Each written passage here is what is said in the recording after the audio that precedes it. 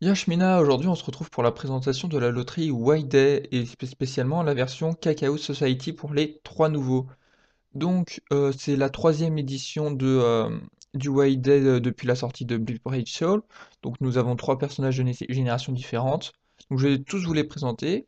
Et pour les trois nouveaux, je vais d'abord vous laisser regarder la vidéo de présentation que nous a laissé Clam avant de vous faire une présentation détaillée. Forcément, il y aura des présentations plus ou moins courtes parce que les anciens personnages sont beaucoup moins intéressants que les récents.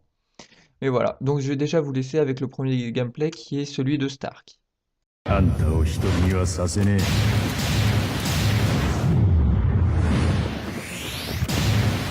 孤独なのは俺だけで十分だ。これ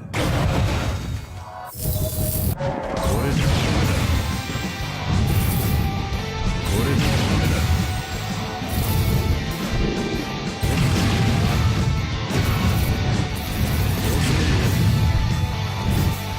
邪魔だ。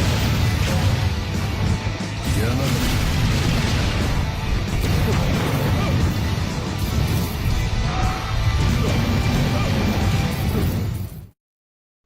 Et donc voilà, c'était le gameplay de Stark, donc de la version Cacao Society. Franchement, il est vraiment magnifique, visuellement c'est splendide, y a pas grand-chose à redire là-dessus. Bon, après, niveau gameplay, déjà, ce qu'on peut noter sur Stark, c'est qu'il a une pression spirituelle très forte, hein, 741, et une attaque pas trop mauvaise, 645. Bon, il a un tueur de holo, ce qui est plutôt fait pour le farming, et il a un soul trade d'attaque puissante 25%, donc un soul trade renforcé, ce qui est vraiment, vraiment sympa. Donc, a priori, étant donné que son troisième sort est assez centré sur lui. Son deuxième sort a pas beaucoup de portée, qui est également centré sur lui, et un troisième sort et son premier sort est en deux temps.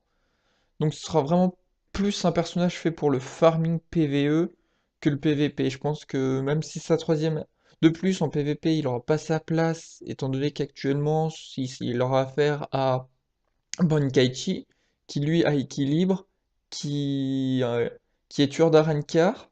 Donc c'est-à-dire que Genpachi qui a équilibre, qui a un tueur advantage, le détruira très facilement, donc ce qui fait qu'en PvP il a pas sa place, et il a pas un kit pour ça. Donc franchement, ce sera vraiment un personnage fait pour le farming. Donc pour le farming, il a vraiment des sorts centrés sur lui, donc ça veut dire assez facile à placer, hein. Vous allez au corps à corps, donc, et vous lancez votre sort, et vous faites énormément de dégâts. Ce sera pas très compliqué. C'est un gameplay souvent, que je dis en deux temps, c'est que comme vous avez pu voir sur le sort, surtout sur le sort 1, vous avez une première animation, un petit peu très léger temps mort, puis une deuxième vague de dégâts. Bon, comparé aux anciens gameplays en deux temps comme celui de Yashiru ou Iori, là ça va être beaucoup plus facile à placer, il ne devrait pas y avoir trop de difficultés, ce qui fait que ça devrait être un excellent farmer. Et surtout, la particularité de Stark, c'est surtout l'animation de ses autos. Les trois premières pour un rouge sont assez standards avec des épées, mais sa quatrième auto, c'est un tir de gun, donc ça veut dire c'est une auto-attaque qui a à peu près une portée de celle d'un personnage bleu. Ce qui peut être très pratique, par exemple, si vous faites trois autos, que vous finissez votre groupe, la quatrième auto pourra aller, par exemple, sur le groupe d'après. Donc ça peut être vraiment sympathique.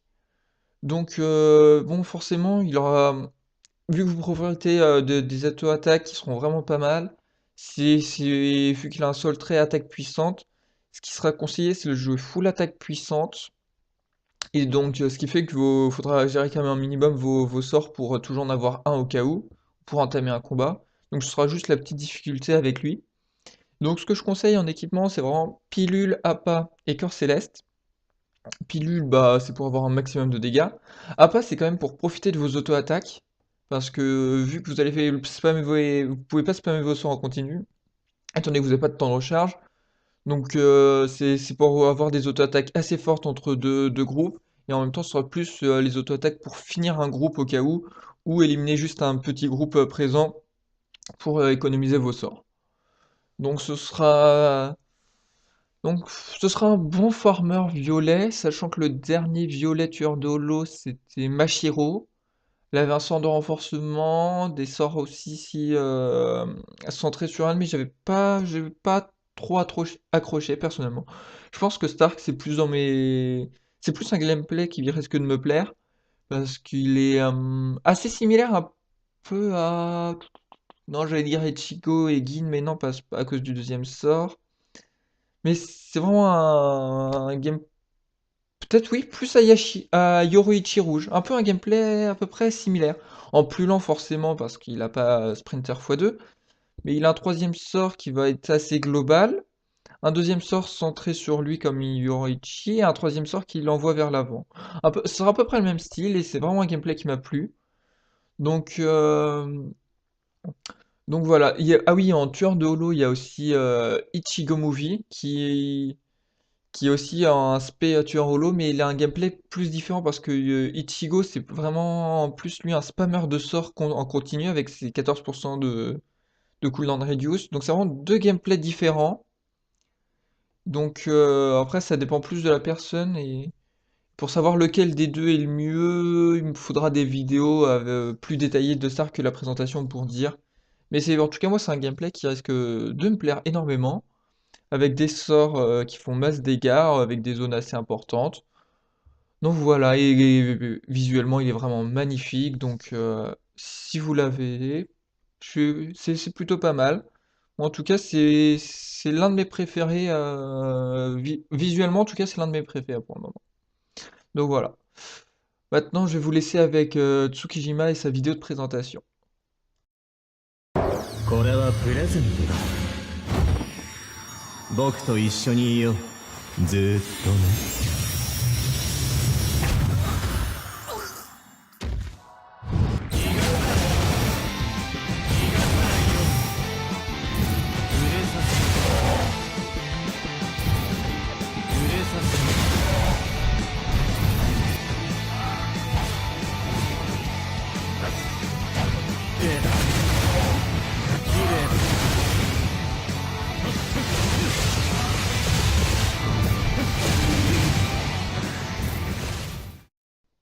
Donc voilà, vous avez vu le gameplay de Tsukijima en version sorcier pour la Kakao Society. Donc visuellement, c'est aussi magnifique. Disons qu'ils sont les trois nouveaux visuellement, ils rendent vraiment bien. Donc sinon, Tsukijima, ça va être un personnage NAD, hein, 731 d'attaque, à seul trait attaque normale. Donc ce sera plus un personnage NAD. Bon, par contre, il a quand même la particularité d'avoir quand même 665 de pression spirituelle, ce qui est pas négligeable. Ce qui fait que pour son PvE, ce sera peut-être pour moi pas le mode full chapi le plus rentable. Mais bon. Bon, déjà on va voir que son tueur c'est un tueur à Renkar. Donc pour le PvP c'est pas très utile parce qu'à part Neutra, ouais, à part Neutra, il y a quasiment pas d'Arenkar actuellement. Donc c'est pas fait un tueur pour le PvP. Bon, il a l'avantage d'être range, bah, donc ce qui fait que ça lui offre une certaine sécurité. Il a affaiblissement sur tous ses dégâts sauf le deuxième sort, ce qui est pratique. Parce que quand vous affaiblissez votre cible, elle vous fait plus que 1 de dégâts et vos dégâts sont renforcés dessus.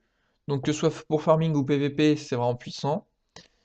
Il a un sort de bouclier, ce qui pour le PvE est vraiment vraiment pratique parce que quand vous êtes range avec un bouclier, à part dans les cas vraiment difficiles, sinon en général, vous prenez très peu de dégâts hein, donc, quand vous avez votre bouclier.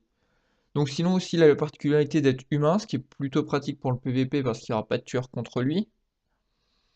Et donc voilà. Après, dans ses inconvénients, moi je trouve malgré que ses auto-attaques soient assez larges, ça reste un range, et ce qui fait que c'est pour le PvE, c'est pas fou, c'est assez mono-cible. Et c'est surtout que ses sorts dispersent énormément. Son sort 2 et son sort 3 repoussent ses ennemis dans les directions dans laquelle ils arrivent. Ce qui fait qu'en soi, vous éparpillez vos adversaires assez facilement dans tous les sens, et ce qui fait que vos auto-attaques pourront taper quasiment qu'une cible maximum à chaque fois. Ce qui fait que vous perdez beaucoup en efficacité lors de vos sessions de farming. Donc si on revient au niveau des équipements, bon pour le PVP, pour moi, il peut être joué en triple Chapi ou Chapi Papyrus Enraku, parce que ce sera un gameplay de Soul Bomber qui va jouer la temporisation, qui cherchera pas le duel, juste attendre la Soul Bomb qui récupérera avec sa range, affaiblissement sur tout le monde et pour après les détruire. Donc c'est pour ça qu'il faudra prendre des seconds effets défensifs, genre endurance ou défense. Bon, peut-être plus endurance parce qu'en général il sera combiné avec du heal. Donc plus on a d'endurance, plus le heal est intéressant. Ensuite, en ligne, bah, dégâts réduits pour essayer de tenir le plus longtemps possible. Et donc voilà. Par contre, pour le PVE, j'avais dit pas triple chapi. Pourquoi? Parce que je pense que le mode APA pilule cœur céleste peut être vraiment, vraiment pas mal sur lui parce il a quand même pas mal de pression. Mais par contre, APA pilule corps céleste, c'est avec des seconds effets attaque. Parce que ça reste quand même un champion, un personnage NAD. Donc ce sera plus vraiment ces attaques normales qui vous aideront à clear. Mais la pression spirituelle permettra à ces sorts quand même de ne pas être négligeable. Et sa seule bombe sera forcément entre guillemets utilisée lors des sessions de farming parce qu'il affaiblit le boss, ce qui fait qu'il pourra le tuer très facilement. Il a bombardement, ce qui fait que ça fait un proc de dégâts de plus. Ce qui est pas négligeable, donc franchement, je pense que jouer APA, pilule, corps céleste, full link attaque normale et full second effet attaque peut lui donner un très très bon farming, mieux que en tout cas double chapi APA. Après, ça reste à voir, à tester, etc. hein, Et vu que de toute façon, il a un sort de bouclier et qu'il est range, ne pas avoir beaucoup d'endurance devrait pas spécialement le gêner, même pour un personnage NAD. Donc ça va être un personnage intéressant à voir. Donc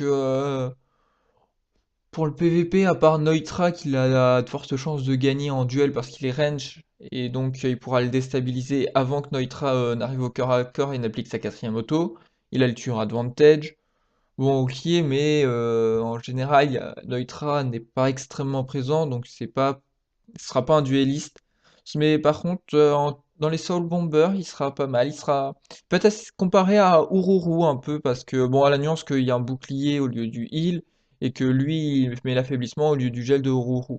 Mais ce sera à peu près le même gameplay, et à voir. Bon, après, il n'y a pas beaucoup de gens qui jouent la Soul Bomb exclusivement et pas du tout le duel. Mais je pense que c'est un personnage assez équilibré qui peut faire les deux. Moi, après, personnellement, je serais plus fan d'un Blue Punchy dans une équipe parce qu'il a le sort de renforcement. Mais Tsukijima en Soul Bomber, pourquoi pas? À voir, à voir. Donc ça va être un personnage intéressant. Donc maintenant, je vais vous laisser avec le gameplay du troisième personnage de l'événement mince, qui est Kisuke en version Bretter comme Yoruichi. Donc voilà, je vous laisse avec le gameplay. あらゆる手を尽くしてあなたを守ると誓いましょう。さあ行きますよ。こんなのはどうすこんなのはどうすいけませんね。いけませんね。おひおひ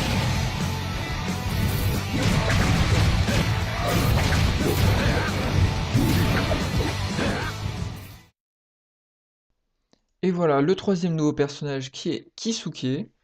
Donc vraiment magnifique, hein, c'est vraiment sympa. Il est vraiment plaisant, visuellement aussi, comme les autres. Donc Kisuke, ça va être un personnage plus spé, hein, parce qu'il a une pression spirituelle assez élevée. Tueur holo, régène 25% entre chaque zone. Donc clairement, le PVP, ça va pas être pour lui. Hein, parce que tueur de holo, actuellement, il y a très très peu de holo. Hein, peut-être Heisenver. euh, Ouais, il y en a vraiment pas beaucoup. Donc ça va pas. Ah, si, il y a Shinji aussi. Wow, Shinji n'étant peu joué. Donc voilà, donc non, il y a très très peu de holo. Donc c'est un tueur vraiment qui va être fait pour le farming. Le sol trait 25% de régène entre deux zones. En PVP, c'est inutile étant donné que vous êtes sur une map, donc il n'y a pas de changement de zone, donc pas de régène utile.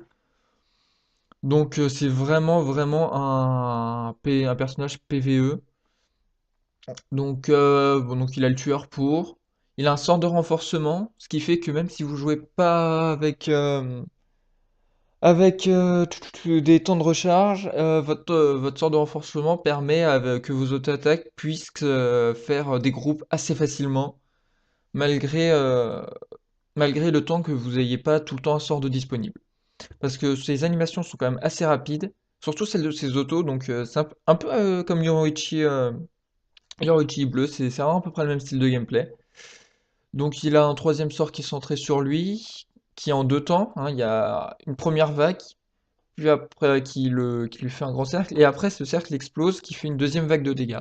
Donc c'est aussi un sort en deux temps, mais les zones de dégâts étant quasiment similaires, il n'y aura aucune difficulté pour le placer correctement. Ensuite, son deuxième sort, bah, c'est un sort de renforcement. Comme tous les autres sorts de renforcement, il a très peu de portée de base. Donc si vous voulez que ce sort fasse des dégâts, faut aller au corps à corps pour le mettre. Et en général, vu qu'il n'y a pas beaucoup de proc de dégâts, il faudra mettre des auto-attaques pour finir les groupes derrière. Mais vu qu'il a une attaque de base assez élevée, plus un sort de renforcement qui augmente de 33% l'attaque, si vous mettez un appât, vos auto-attaques feront quand même énormément de dégâts malgré que vous soyez un personnage de type SP et non de type NAD. Donc ce sera pas négligeable. Donc ensuite, il a aussi également la paralysie sur sur ses autos, sur son premier sort, troisième sort et sa spéciale. Donc il n'y a que son sort de renforcement qu'il n'a pas. Donc c'est toujours pratique, hein, d'avoir de la paralysie, comme ça le monstre il bouge plus, il n'y a aucun souci avec lui. Bon, moi le seul trait 25% de régène, c'est ce qui me gêne le plus parce que personnellement en général, j'ai un gameplay qui me permet de prendre rarement des dégâts. Donc la régène m'est pas utile lors de mes sessions de farming, c'est pas fou. Bon après c'est sûr que si vous jouez pour les modes auto, c'est plutôt pratique parce que on prend toujours des dégâts en mode auto sur les gros events et de la régène c'est ce qui permet de les faire assez facilement si on n'a pas de sort de soin. Mais bon, je vois mal Kisuke faire des modes auto parce que déjà il aura pas souvent des sorts pour se protéger, qui sera souvent exposé, qu'il a pas équilibre, donc si jamais il prend des dégâts, tout le groupe va commencer à le taper en continu, il pourra se faire one shot. Mais pourquoi pas sur un Sagine qui vous avez deux lignes de réduction de dégâts et et un League Soul Trait qui lui permettrait de tanker de régénérer entre deux zones pour ainsi avoir plus de chances d'enchaîner les maps et moins de chances de mourir. Pourquoi pas, mais c'est vraiment pas un Soul Trait qui me plaît. Donc en stuff, je lui conseille une pilule à pas à corps céleste. Pilule bah, parce qu'il est spécial. Corps céleste, c'est pour qu'il puisse nettoyer quasiment toute la map avec s'il a le bon tueur, etc. Et la passe, c'est vraiment pour profiter de votre sort de renforcement et ainsi d'avoir des auto-attaques vraiment décentes. Donc en seconds effets, pression spirituelle et attaque sont les deux viables parce que l'attaque monte également vos sorts et vous permet d'avoir des auto-attaques non négligeables. Donc les deux sont bien. Bon, pression spirituelle reste forcément un peu mieux. Donc après, si vous voulez jouer attaque puissante ou réduction ou temps de recharge, ça dépend de vous. Moi, je serais plus attaque puissante et de profiter des auto-attaques pendant que les sorts sont en train de recharger, parce que j'aime beaucoup le style NAD. Après, si vous n'êtes pas trop fan du style NAD et que vous préférez toujours spammer, bah, le temps de recharge c'est mieux. Et avec un full temps de recharge, vous êtes quasiment en renforcement continu, presque. Mais bon, après, ça dépend. Vous pouvez aussi faire un mix hein, en fonction de votre. Si vous préférez avoir un peu d'attaque puissante mais quand même avoir des sorts assez réguliers. Ou si par exemple vous réalisez que pendant que si vous voulez farmer énormément une map et que vous êtes entre guillemets overcapé en dégâts, que votre sort fait 140% de dégâts de l'endurance de vos adversaires, autant réduire vos links attaques puissantes pour mettre du temps de recharge. Donc voilà, après c'est vraiment quelque chose pour les links que vous adaptez en fonction de vous hein, et de la salle. Donc Kisuke c'est vraiment pour moi un farmer. En farmer de holo, actuellement, il y a Shinji. Alors, Shinji, c'est un gameplay à peu près similaire à Stark. Hein, c'est vraiment des sorts, des grosses zones et ça tape fort et c'est tout. Parce que Shinji a le gros problème d'avoir des animations d'auto-attaque assez lentes pour moi. C'est vraiment dommage, mais ses sorts ont vraiment une grosse zone. Kisuke, lui, aura aussi des sorts à fort dégâts, mais ses auto-attaques feront une part importante lors de son farming. Donc c'est pas spécialement comparable. Moi, je serais plus fan de Shinji en tout cas, mais bon, Kisuke peut franchement avoir sa place Et avoir son seul trait permet en tout cas une sécurité assez grande pour Regen. Bon, c'est sûr qu'avec pilule et APA, Regen de 25% quand on a 800 HP, ça sert pas forcément énormément, hein, Mais bon, c'est toujours ça de gagner au cas où. Je pense que ce sera plus Kisuke entre guillemets un farmer pour nul. Un peu parce que, entre guillemets, vous avez le droit à l'erreur. Son leak vous a vraiment le droit à l'erreur entre deux maps. Mais si on veut faire du speedrun, je suis pas sûr qu'il soit très performant à ce niveau-là. Donc voilà. Donc maintenant, on va passer aux fillers. Alors les fillers, il y a Byakuya. Alors déjà, ce que je voudrais dire avant, c'est que le White Day, c'est sa troisième génération. Donc c'est des personnages qui sont partis sur 3 ans. Donc il y a les nouveaux qui sont forcément qui vont être dans le top dans leur catégorie parce que Clav veut qu'on les ait. Ceux de l'année dernière, bon, sont visuellement, ils sont aussi sympas, donc s'ils sont assez sympas, ils ont un gameplay assez intéressant à étudier. Mais les personnages d'il y a peu de 2 ans, c'est un gameplay simple, il n'y a vraiment pas grand-chose à dire. Et pour moi, c'est presque ennuyeux d'avoir vraiment des personnages qu'on pourra vraiment considérer comme 125 orbes et potentiellement un Link si vous en avez besoin. Mais ça va être compliqué, hein. Certains personnages pour moi sont inintéressants à dire. Pour parler dessus. Bon, j'étais à Byakuya. Byakuya, lui, a un tueur à Renkar. Il a la paralysie sur sa spéciale. Donc oui, c'est un très bon spammer de sorts. Donc faut un assez bon positionnement parce que les zones sont assez petites. Mais en général, si vous êtes dans le tas, c'est pas trop compliqué non plus, hein. Donc ces animations sont sympas à voir. Vous pouvez le jouer pilule, Yuki, corps céleste, parce que il va spammer ses sorts, il aura pas besoin de ses auto-attaques, donc full pression spirituelle, c'est plutôt pas mal. C'en a, c'est bon spammer, c'est sympa, c'est... Bon, forcément, il y a beaucoup mieux actuellement, mais c'est un personnage assez intéressant. Donc là, on va parler d'Ulquiorra, qui est peut-être le filler le plus attendu. Certains disent même le personnage le plus attendu de la bannière, parce que il a un seul trait défensif, 16%. Et que actuellement tout le monde Yamamoto qui est super puissant, un Link dommage réduit dans la bonne affinité pour avoir avec un seul trait augmenté, c'est le top, c'est sûr, donc c'est aussi pour ça qu'il est très attendu. Donc mais à son époque, Ulquiorra était extrêmement puissant parce que c'était un tank qui avait beaucoup de défense, un seul trait défensif. Bon, l'attaque était peut-être pas très élevée pour l'époque, mais il possédait surtout un heal et un tueur Shinigami. Ce qui fait qu'il avait, malgré que son attaque soit pas très élevée, vu qu'il avait un tueur efficace contre la majorité des personnes, bah ça compensait. Il avait un heal plus un seul trait défensif, donc ce qui fait qu'il encaissait très bien. Donc franchement, il était vraiment, vraiment fort pour son époque, même si, parce qu'il y a 1 an, il n'y avait pas beaucoup de personnages avec Fleury équilibre. Donc franchement, pour son époque, il était très très très bon.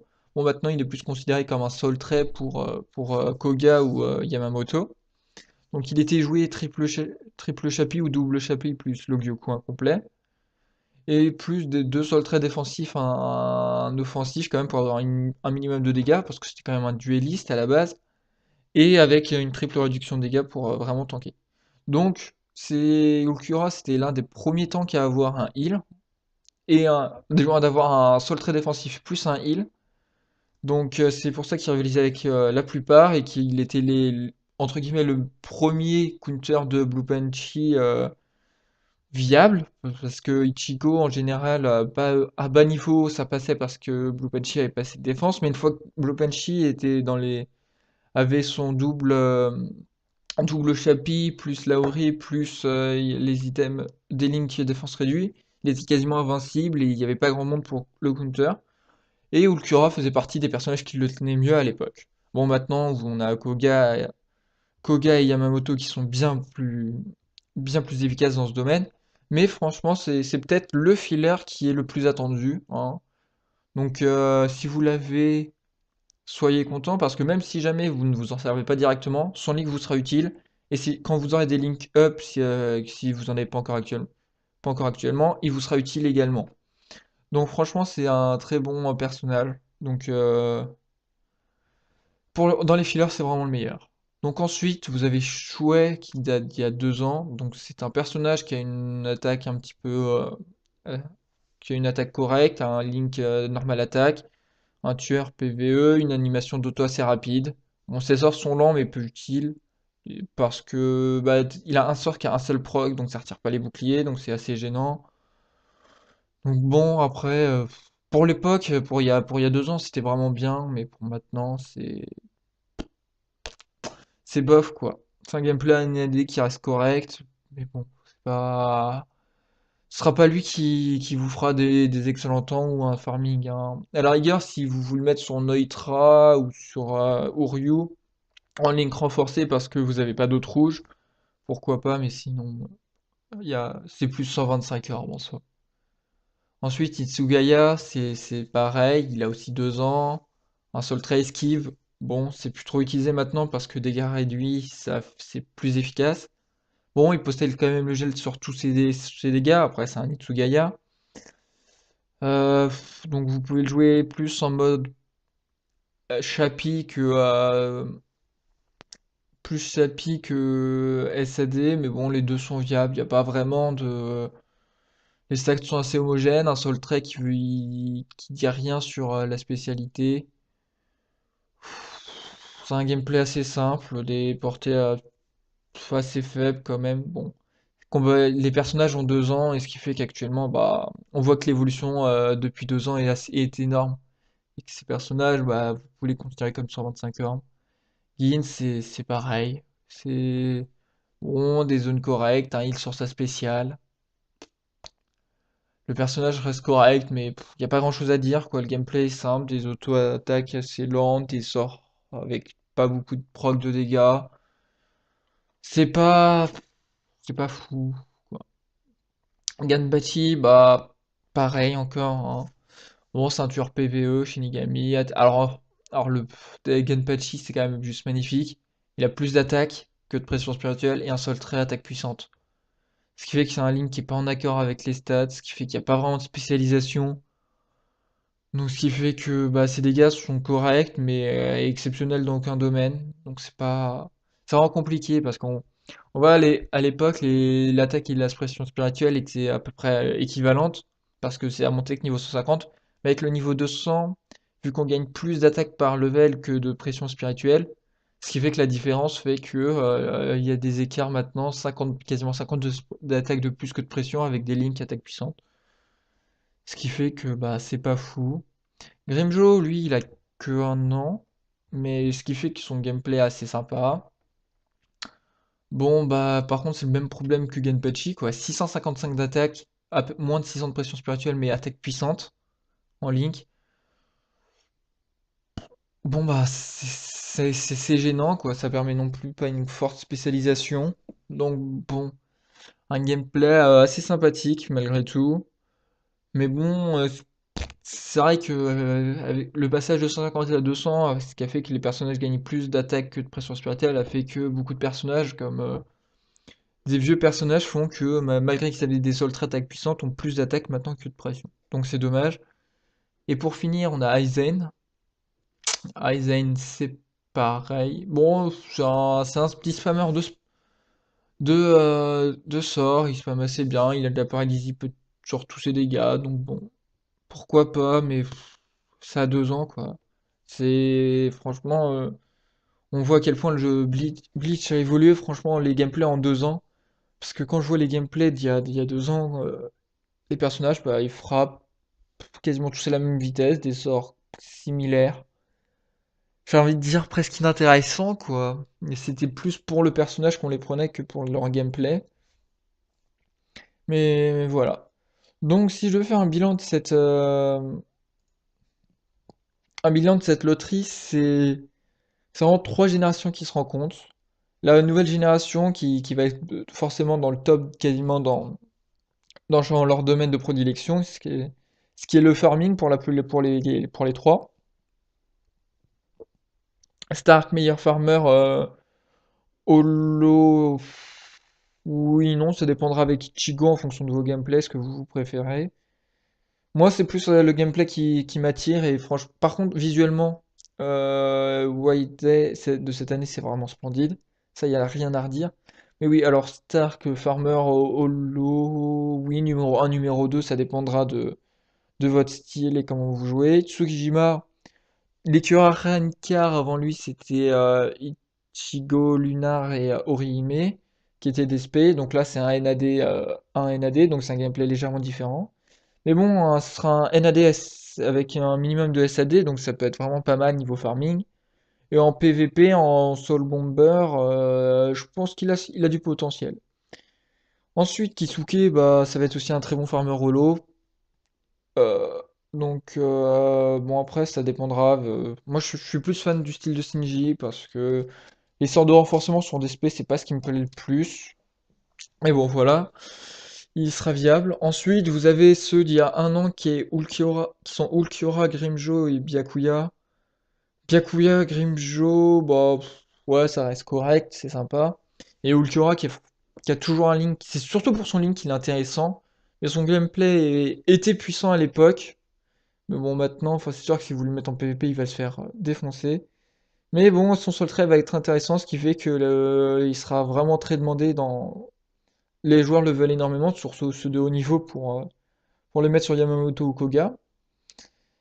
Et ensuite, bah, vous avez les autres qui ont 2 ans, qui ont des gameplays très peu enrichissants. Donc ce sera des Soul Traits si vous en manque, et 125 ans, bah, ce sera pour la collection plus qu'autre chose, hein. Ce sera pas. Ce qui fait que il y a des fillers. Sur tous les fillers, à part Ulcura qui est franchement intéressant, c'est pas fou quoi. Il y a quand même un 2 3 7 fillers qui sont, pour ainsi dire, inintéressants. Pour une fois, Club a changé le pourcentage de drop des fillers et des personnages des nouveaux. Heureusement, parce que 4 personnages qui sont potentiellement intéressants en fonction de vous, ce que vous avez besoin, et 7, pour ainsi dire, inutiles, bah heureusement, quoi. Bon, après, ça reste pas fou, parce que si on prend les 3 nouveaux qui ont 66% de drop, fois 3 ça fait 2%, plus Sulcura, ça fait 2,5%. Donc il y a en gros 2,5% qui sont à peu près intéressants.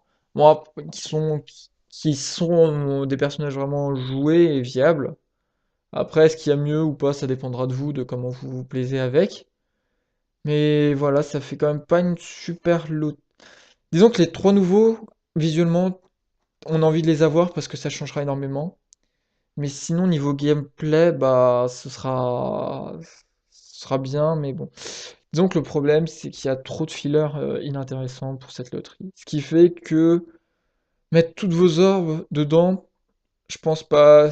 Essayez de vous mettre un budget, essayez de vous dire 500, 750 orbes maximum, et sauf si vous avez tel personnage avant. C'est sûr que des personnages comme Stark ou Tsukijima qui visuellement en jettent énormément, on a envie de les avoir parce qu'ils sont vraiment, vraiment classe, hein, parce que Clab l'a dit, ce sont des personnages que ce sont eux qui ont réalisé et non de la licence. Donc ils ont cette liberté et franchement ils font du très bon boulot, ça y a pas à dire.